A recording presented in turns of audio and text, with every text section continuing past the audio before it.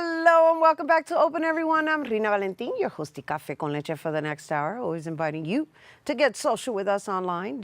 Tweet us and follow us on Instagram at Bronxnet TV or like us on Facebook at Open Bronxnet Television. And of course, while you're there, follow moi on Twitter, FB, Instagram, Insta Stories, LinkedIn, Snapchat at Rhina Valentin.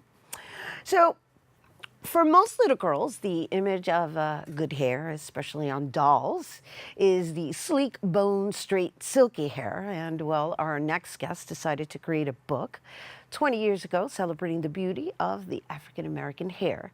And today we celebrate I Love My Hair children's book and the impact it's had on girls of color. And the book is officially part of One Book, One Bronx, a book club bringing readers together. And here now to tell us more, we welcome director of One Book, One Bronx, Rhina Valentin, along with author Natasha Tarpley. Hello and welcome. Hey, how you doing? Hi, thanks for having us. Thank you for being here. Yeah. Congratulations. Thank you. On 20 years I can't believe it, but thank you. of having this enormous impact on the next generation and generations to come, and so on and so on.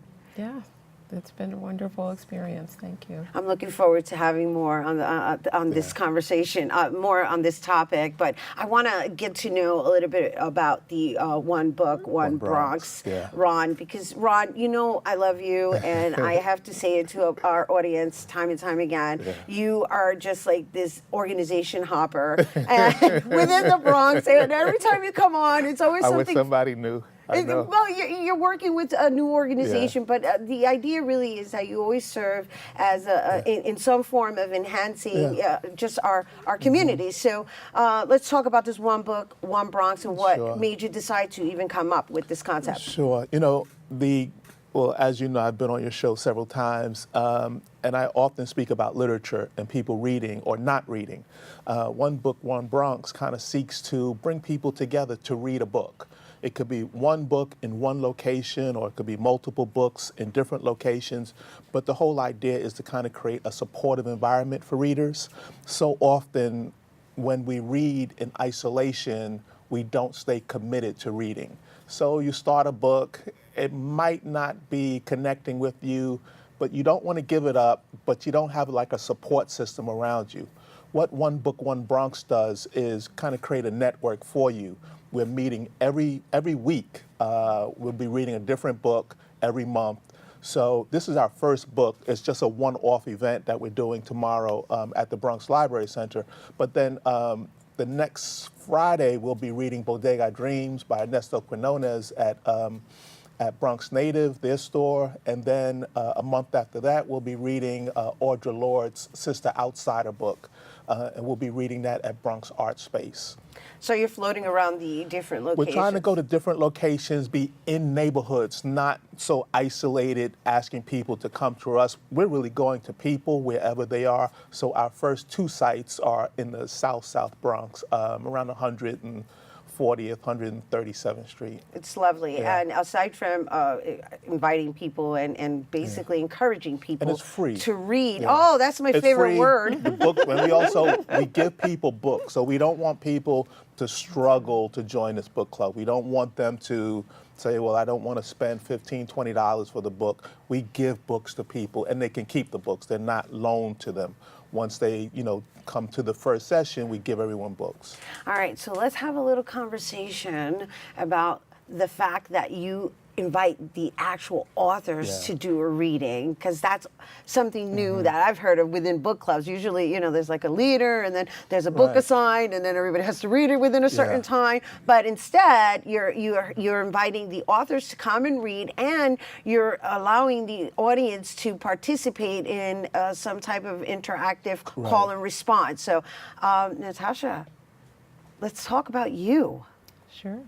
Let's talk about this legendary book that has impacted so many lives, and what this means to you to come and be present to introducing it to another generation.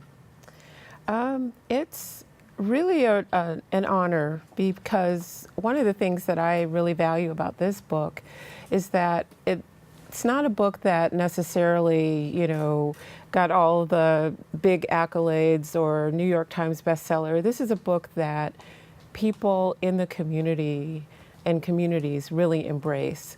Educators, librarians, parents. This is a book that's been passed from shelf to shelf, classroom to classroom, kid to kid. So that to me makes it really special. 20 years ago, I wrote this book based on my own experiences getting my hair combed.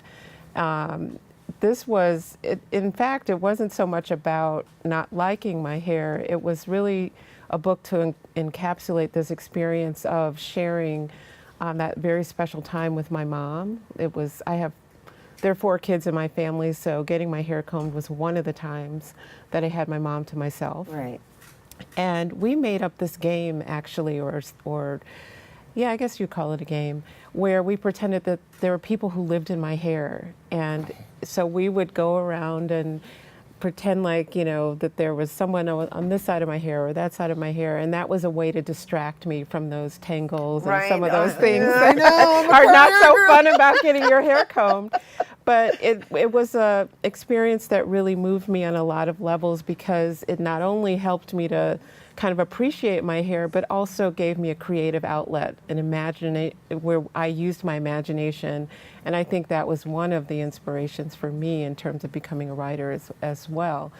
So I was hoping that experience would also help kids who may not have this love of their hair to not only see themselves reflected in such a joyful, positive way, but also to kind of spark their imagination and their own creativity when it comes to their hair. As a mom, you just sparked mine. Yeah. I'm like, wait a minute, because that's the biggest issue in my household. It's like, I'm the mean lady when it comes to combing, brushing the hair. I have a 9-year-old, and obviously we have very curly hair. Yeah. So, but I love this whole village and people and animals or whatever it is living in there, and we're gonna come visit them. And I'm like, I'll come up with my own concept. But I love just the idea of making it adventurous. Yes. And so with that, you actually get to read this to people in person, and I'm sure you've done it on numerous occasions at tours, but this is different because the conversation's going to be had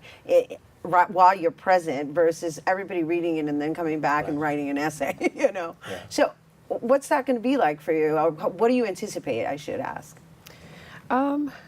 I think it's going to be a really wonderful experience. This book touches on so many things in people's lives. It touches on our sense of self. It touches on our sense of beauty.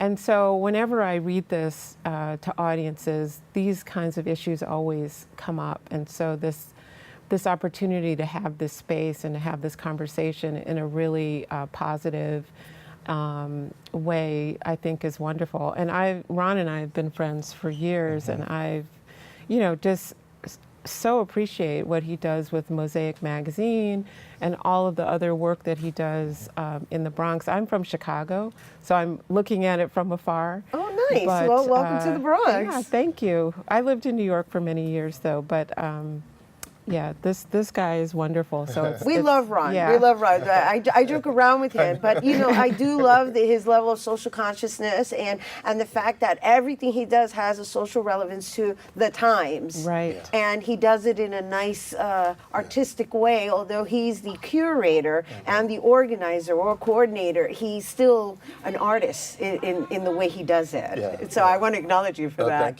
Thank you. But there's so many of us now in the Bronx. Noel Santos, Sarah Cia Fennell, all kind of working together to really keep books and reading and culture like really important in the lives of Bronx people. So Yeah. So you did mention that you were going to have a book club reading. What is it? A gathering every week, or the events once a week? Yeah. Like, explain that to me, because I got a little confused because I read something different on the website. That's okay. Okay. So the I Love My Hair event is just a one-off event. Right. That's tomorrow. Then after that, we'll be meeting weekly, but reading the same book every month. So for the month of October, we're going to be reading Bodega Dreams. For the month of November, we'll be reading Sister Outsider. We haven't selected a book for December yet. So, and we'll read it for like 4 weekends. We'll meet at a location. We'll give you books. You read the book at home, then you come together to discuss the book. And you bring your reality and your stories to the conversation that we have every week. So we'll be meeting on Saturdays at Bronx Native, and I think Tuesday evenings at Bronx Art Space. when that Beautiful. starts. Well Yeah. done. Thank you, Ron. Thank you. And thank you, Natasha. Thank you. I love my hair. Great. Looking forward to reading this. I used to love my hair when I had hair. That's what I love about you, Ron. You keep it real. You don't have no worries anymore. No worries. No conditioner, no nothing. You guys, Natasha Tarpley will be reading I Love My Hair on Saturday, September 22nd from 2 p.m. to 4 p.m. at the Bronx Library Center located at 310 Kingsbridge Road. And for more information on Natasha Tarpley's books, you can visit natashatarpley.com. And to learn more about One Book, One Bronx, please visit onebronx.com. We have to take a quick break, but when we return, we'll find out about an upcoming event that all mothers are going to enjoy. Don't go anywhere.